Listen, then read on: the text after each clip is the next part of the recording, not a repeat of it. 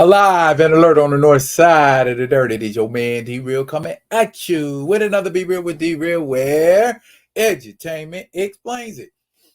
Part 4, the conclusion. The conclusion of Panther's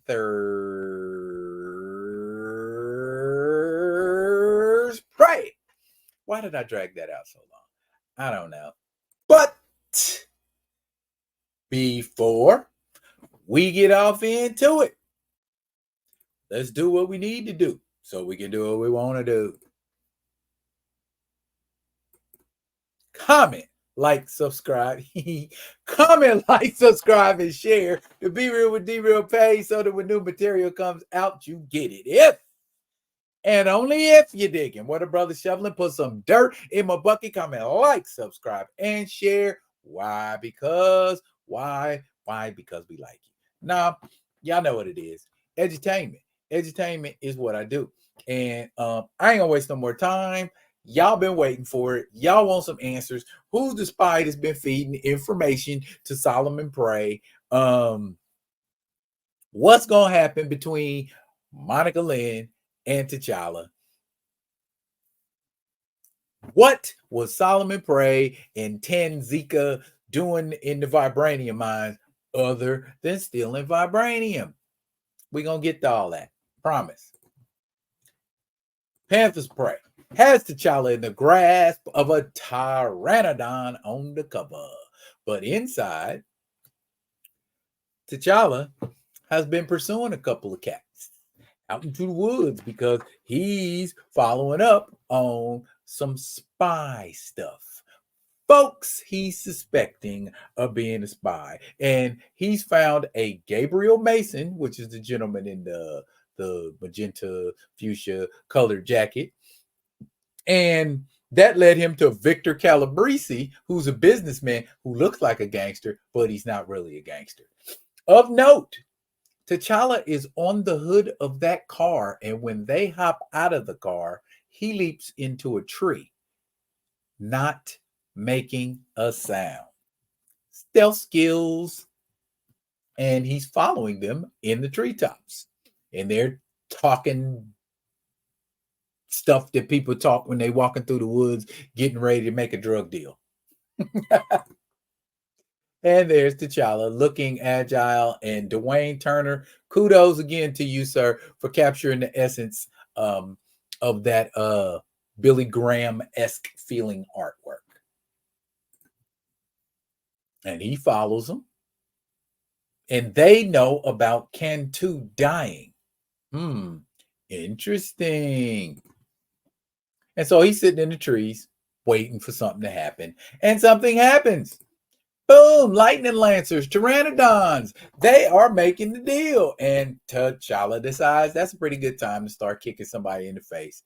Not Zambada again. This man has had his face kicked, punched, and gotten his grill broken up more than once. I know he's tired of it. I know he's tired of T'Challa messing his face up.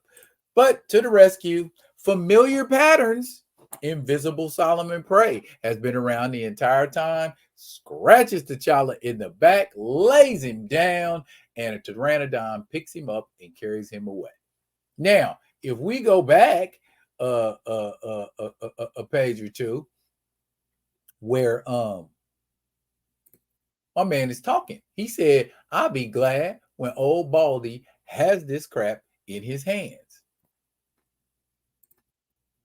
He calls Solomon Prey Baldy. And as we see, Solomon Prey don't like being called Baldy, even though he is bald. You too sensitive, Solomon Prey. Anyway, off into the sky to give T'Challa a 3-piece, and then the pteranodon drops him on the ground hard. T'Challa's in La La Land. So he goes over to Gabriel and tells him to pick a finger.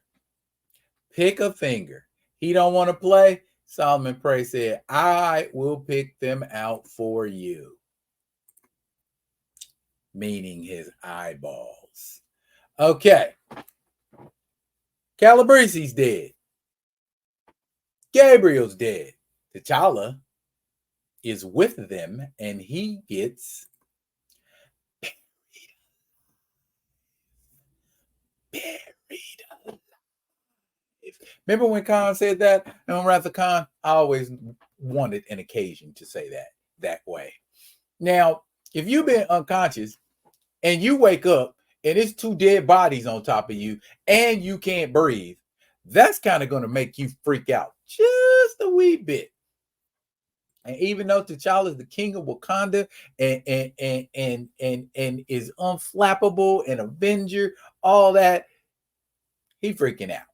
And so he's digging his way out, and all kinds of things are happening. And Don McGregor is beautifully writing about blood and mud and slugs and T'Challa potentially not getting out. And how long has he been underground? And could he have brain damage yet? No, don't think about that kind of stuff. Don't think about that kind of stuff. Think about Monica. Gotta get you out of there. That picture is very suggestive, but I mean, it is T'Challa's book, so shouldn't he get one of them suggestive scenes like Solomon Prey been getting all 4 issues? I guess he's not freaky as Solomon Prey, but apparently the thought of Monica is enough to keep him going and get up out of there. Okay, so we find out that Gabriel Mason is the boyfriend of what's her name, Alicia Higginbottom or Wittenberg, or here, let me what was the woman name? That works at the Wakanda embassy, the diversity hire. Alicia, damn, where is it? Wallencott. There you go. Alicia Wallencott. So T'Challa gets together with Monica, and they go and they break the news to Alicia that her cocaine sniffing boyfriend is dead. She goes on to give a long speech, but we don't really care about that because we want to see how this story rounds out. And I'm going to shave out the unnecessary, or what I deem unnecessary. And people who are familiar with Panther's Prey that says, how come you didn't talk about brevity?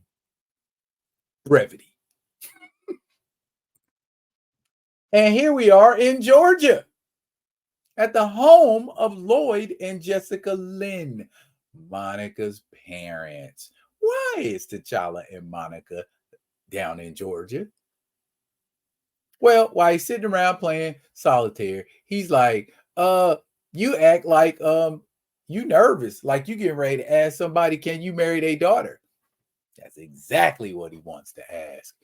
Oh my. And Lloyd does the unthinkable and says, what's going to happen if I say no? Fortunately, though, Jessica Lynn is that kind of wife that's like, boy, if you don't stop it. But Lloyd brings up a valid point. Do I want my daughter to marry a dude that wears a skin tight, funny looking outfit? And T'Challa tells him it's religious attire. It's religious attire. And then Lloyd's like, wait a minute, religion? You ain't no Christian. So, I mean, what's up with that kooky religion and these weird clothes? Now, after giving T'Challa a hard time, as fathers tend to do, he gives him his blessing and tells him, this child's evil in the morning. And if you already know, shut up, don't say nothing.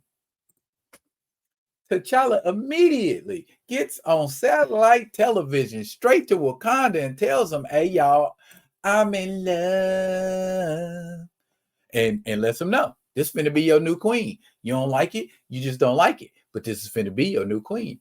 Look, Wakanda has a satellite. Imagine that. Of course they got satellites. They're Wakanda. Everybody ain't happy about that news. Wakabi out here shooting targets. He's pissed off. Venom thinks it's lovely. Taku's like, I don't know, boo. I don't know. And that takes us to the bad guy and his little freaky girl, Tanyika or Tanzika or Tanika. Or what? I'm going to call her Tanika. How about that? Solomon and Tanika are going back to the headquarters, and she's talking about how, I can't wait till we kill T'Challa. I can't wait till we murder T'Challa. I can't wait till we end T'Challa. And that little, what did he call her? Boom. They naked again. What? Are they naked again? Tanika's a freak. And that's all there is to it. And how did Tanika get to be such a freak? That's what Tanika does. Tanika, remember earlier in I believe with issue 2 or issue 1, we found out she did jail time on Panther Island. Why did Tanika do jail time on Panther Island? Because she got with a brother named Zatanna, who was high up in the hierarchy in Wakanda, and she thought that if she was with him, she could find a way to get from him to T'Challa, and then she could do her thing. And then Zatanna rejected her, and she killed him. That's why she was in jail. And Solomon reads her like a trashy novel, and they continue to do the dirty things that they do. Back to Wakanda. Monica and T'Challa are pulling up, and they got the whole gang out there ready to meet him because his new bride's coming. And Venom's got that snake, and Wakabi believes they have found their spot. Believes it's Venom. And he about to pull out a gun. And he already don't like Venom. And he about to pull out a gun and bust a cap on Venom. He got an old Clint Eastwood gun he about to shoot Venom with. And then T'Challa tells him, chill. Just chill. You know what I'm saying? And he wants to arrest him. And they like, what are you talking about? And Tayete and Kazibe are still in the jet like, see what happened when you get caught up in other people's business? And then T'Challa lightens the situation and says, hey, me and Horatio gonna go for a little walk. And then you get that sweet picture. You know what? The more I look at Venom, the more he does kind of look like he has a proclivity towards the same sex. T'Challa asks Venom to give him his snake. He won't do it. Wakabi done had enough. He jumps Venom and they getting ready to squab. But then Taku gets in the middle of it. Meanwhile, T'Challa's grabbing the snake and he's stabbing it with a knife. Oh my. Meanwhile, Wakabi thought Taku was soft. Everybody know gay people can fight their ass off. And look at him. He's beating the daylights out of Wakabi. Ain't Wakabi security? Ain't you supposed to have better hands than that, Wakabi? Meanwhile, T'Challa, what is T'Challa doing? Is he having snake dinner? Why is he carving this snake up like that? And all Monica got to do is smack Taku, and he stops beating the daylights out of Wakabi. That's a very queenly thing for her to do. So she'd probably be pretty good at being a queen, you think? Microchip in the snake. Who did it? That cat right there that been running with Taku and Horatio the entire time, because T'Challa and Wakanda have sonar technology that make other nations nervous. And that's kind of what Solomon Prey is on as well. They want that technology. That makes sense. That's a political thing. Now, let's get to the action. Look, Pteranodon's over Wakanda. That means T'Challa got to swing into action and do what T'Challa does. Kick ass, take names. He's cracking lightning lancers in the face. Wakabi's like, oh snap, let me get my good arm. We got to shoot some people. Now, this little sidebar right here. Solomon Prey has a remote that is going to make the foundation of the vibranium mound drop off and bury T'Challa's vibranium mound, or Wakanda's vibranium mound. And Tanika's hot to press the button. And Solomon's like, girl, be patient. You need to chill. And just before the button can be pressed, T'Challa takes it and takes another scratch. Meanwhile, Tanika like, get me down there so I can get that remote because she's riding with Zambada. And Zambada's like, what? I got to help Solomon. And for a fourth time, gets his face messed up. And she told him, I'm going to tear out whatever teeth you got left. Get me down there. Meanwhile, Solomon Prey tries to go invisible again, and T'Challa's like, nope, I got you this time. I'm gonna give you a 3-piece like you gave me a 3-piece. And he gets scratched. Again? Bruh. I'm about tired of T'Challa getting scratched across his face and across his back and on his chest and all that. But lucky for him, Wakabi is there, and Wakabi, by his admission, is the best damn shot in Wakanda. Okay, and he does. He hits one of these pteranodons that the lightning lancer's on. That pteranodon instinctively flails in the air after getting shot near Solomon Prey. Can we guess what happened next? Yup. That pteranodon grabs Solomon's Prey, precious little wings, and they're attached to nerve endings and his spinal cord and all of that stuff. And since we're so keen in this book of talking about how much pain Solomon Prey can take, that must have hurt. Not to mention the fall where he goes splat in the pool. And there's Tanika. Is she sad that her lover's dead? Nah, she's kicking old boy and stomping him on his head and was like, oh, we were so close. Oh, we were so close. And T'Challa looks at her and is like, I don't know what to do with Tanika. I can't, I just gotta look at it for a second. But Tanika on some other stuff. She like, if he ain't gonna kill me, then I'm gonna kill you, Monica Lynn. And how is she getting past all of them to get at Monica? But hey, y'all know what? Remember, Monica from Georgia. And what do they like to do in Georgia? Throw them bows. And without even turning around, she put an elbow in Tanika's face with ease. Good job, Monica Lynn. See, that's why I like her. She may not be able to stir up storms and tornadoes and frost and lightning and all of that, but she got good elbows. And there is Dr. Kaza. Like I told you, I try to tell you, Solomon. I try to tell you, but you didn't listen. Epilogue.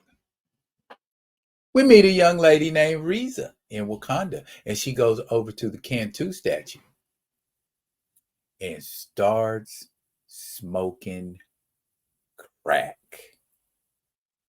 The end? As Janet Jackson used to say, that's the end.